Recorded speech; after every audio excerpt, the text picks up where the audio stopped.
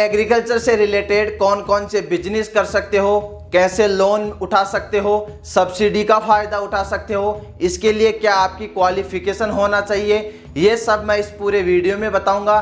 तो दोस्तों please video को पूरा देखिए। नमस्कार दोस्तों, मैं विक्रम चौधरी, आप देख रहे हैं किसान तक। नंबर 1, एक्सटेंशन कंसल्टेंसी सर्विस अर्थात विस्तार परामर्श सेवा। Number 2, soil and water quality come inputs testing laboratories अर्थात मिट्टी व पानी की गुणवत्ता परीक्षण प्रयोगशाला। Number 3, micro propagation including plant tissue culture labs and hardening unit अर्थात माइक्रो प्रोपोगेशन जिसमें प्लांट टिश्यू कल्चर लैब और हार्डनिंग यूनिट शामिल हैं। Number 4, production maintenance and custom hiring of agricultural implements and machinery including micro irrigation system अर्थात सूक्ष्म सिंचाई प्रणालियां सहित कृषि उपकरणों और मशीनरी का उत्पादन तथा रखरखाव और कस्टम हायरिंग अर्थात आप किसानों को मशीन किराए पे उपलब्ध करा सकते हैं। नंबर 5,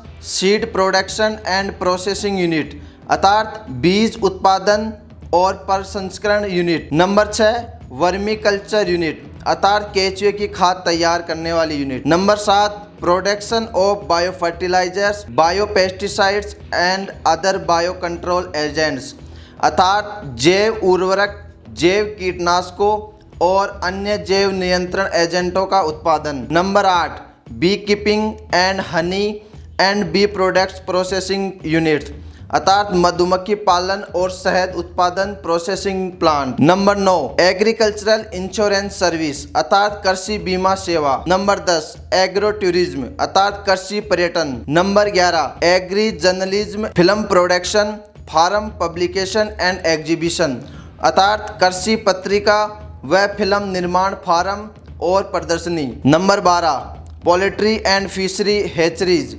कुक्कट और मछली पालन। Number 13, live stocks health cover veterinary dispensaries and service including frozen semen bank and liquid nitrogen supply and artificial insemination अर्थात पशुधन स्वास्थ्य कवर पशु चिकित्सा औषधालय और पशु वीर्य बैंक तथा तरल नाइट्रोजन आपूर्ति व कृत्रिम गर्भाधान सहित अन्य सेवाएं। नंबर 14, इंफॉर्मेशन टेक्नोलॉजी कियोस्क अर्थात सूचना प्रौद्योगिकी कियोस्क।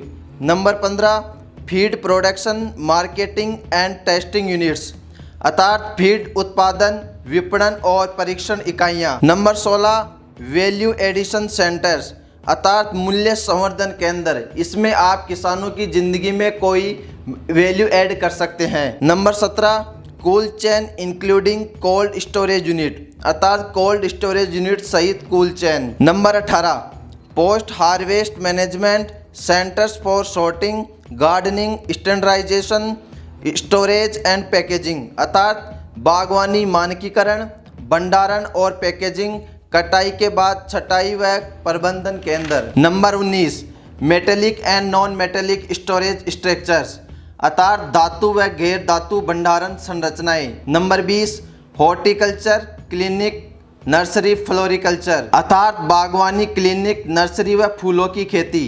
नंबर 21, लैंडस्केपिंग एडवाइजर अर्थात भू निर्माण सलाहकार। नंबर 22, सेरिकल्चर अर्थात रेशम के कीड़ों का पालन। Number 23, vegetable production and marketing अर्थात सब्जी उत्पादन और विपणन। Number 24, retail marketing outlets for processed agri products अर्थात प्रोसेस्ड कृषि उत्पादों के लिए खुदरा विपणन outlet. Number 25, production and marketing of farm inputs and outputs अर्थात कृषि इनपुट व आउटपुट का उत्पादन और विपणन। Number 26, contract farming. Number 27, crop production and demonstration अर्थात फसल उत्पादन और प्रदर्शनी। Number 28, mushroom production. Number 29, production processing and marketing of medicinal and aromatic plants अर्थात औषधीय और सुगंधित पौधों का उत्पादन प्रसंस्करण और विपणन। Number 30, production unit like dairy poultry piggery fisheries sheep rearing goat rearing emu rearing और रेबिट रेयरिंग उत्पादन इकाई जैसे डेयरी, मुर्गी पालन, सूअर पालन, मछली पालन, भेड़ पालन, बकरी पालन, एमू पालन, एमू एक ऑस्ट्रेलियन पक्षी है, खरगोश पालन आदि। इसके अतिरिक्त आप एग्रीकल्चर से रिलेटेड कोई भी पालन कर सकते हैं। Number 31, bonsai collection and marketing, अर्थात बोनसाई संग्रह और marketing. Number 32, bamboo farming and it's product selling, अर्थात बांस की खेती और उससे बनने वाले उत्पादों को बेचना। तो दोस्तों, आपने देखा हम एग्रीकल्चर से रिलेटेड कितने बिजनेस कर सकते हैं, और अब जानेंगे कि इन बिजनेस के लिए आपके पास क्या क्वालिफिकेशन होना चाहिए। तो दोस्तों, अगर आप इन बिजनेस पे लोन नहीं लेना चाहते हैं तो आपको किसी भी क्वालिफिकेशन की आवश्यकता नहीं है। अगर आप इन पे लोन उठाना चाहते हो और सब्सिडी का फ़ायदा उठाना चाहते हो, एक डिप्लोमा की आवश्यकता होती है। वह डिप्लोमा होता है AC एंड ABC, अर्थात agree clinic and agri business centre diploma, जो मैनेज हैदराबाद द्वारा रेगुलेट किया जाता है, जिसकी सभी राज्यों में सेंटर्स खोले गए हैं। और इसके लिए आपको स्पेसिफिक क्वालिफिकेशन की आवश्यकता होती है। इसमें आप 12th एग्रीकल्चर से पास आउट होना अनिवार्य है। अगर आप बायोलॉजी सब्जेक्ट से हैं तो आपकी BSc एग्रीकल्चर के बाद 1 साल का गैप होना चाहिए।